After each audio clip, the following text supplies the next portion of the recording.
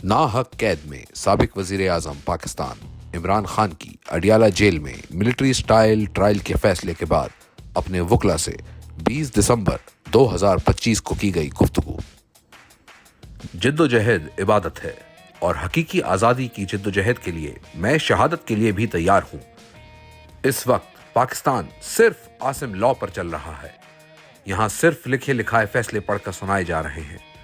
पिछले 3 साल के बेबुनियाद फैसलों और सजाओं की तरह तोशा खाना 2 का फैसला भी मेरे लिए कोई नई बात नहीं। ये फैसला भी जज ने बगैर किसी सबूत और कानूनी तकाजे पूरे किए बगैर ही जल्दबाजी में सुना दिया। हमें या हमारे वकला तक को नहीं सुना गया।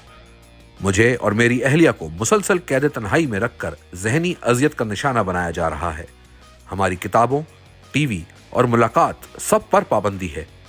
जेल में हर कैदी टीवी देख सकता है, लेकिन मुझ पर और बुशरा बीबी पर टीवी देखने तक की भी पाबंदी लगा दी गई है। मेरे खानदान की जानिब से जो किताबें भेजी जाती हैं वो जेल हुक्काम की तरफ से रोक ली जाती हैं। हमें कई हफ्ते मुसलसल कैद तन्हाई में रखा जाता है। ये गैर इंसानी सलूक है, लेकिन ये सब जुल्म व बर्बरियत मुझे मेरे अज़्म से पीछे नहीं हटा सकता।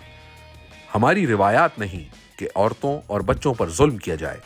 हमारे दीन में तो दौरान जंग भी खवातीन को बख्श दिया जाता है, मगर यहाँ महज सियासी इख्तिलाफ पर खवातीन पर जुल्म ढाए जा रहे हैं।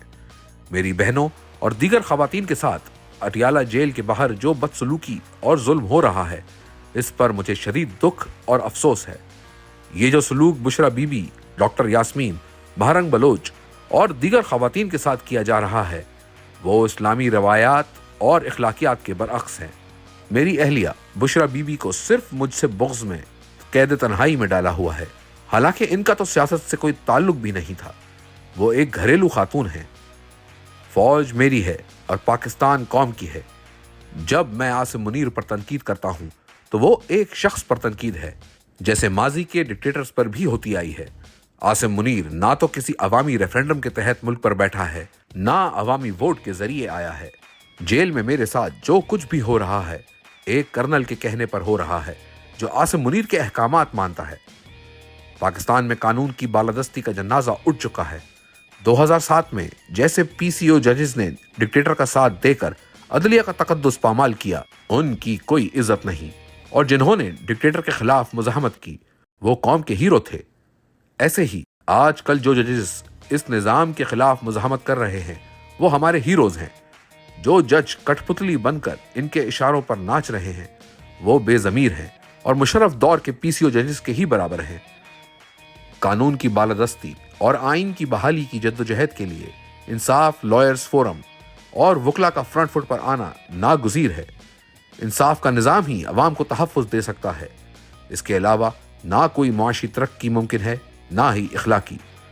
मुझे सलमान सफदर और इनकी टीम पर एतमाद है और मैंने इन्हें हिदायत की है कि बोगस फैसलों के खिलाफ इस्लामाबाद हाई कोर्ट में अपील करें। सुहेल आफरीदी को पैगाम देता हूं कि स्ट्रीट मूवमेंट की तैयारी पकड़ें। पूरी कौम को अपने हुकूक के लिए उठना होगा। जिद्दोजहद इबादत है और मैं पाकिस्तान की हकीकी आज़ादी की जिद्दोजहद के लिए शहादत के लिए भी तैयार हूं।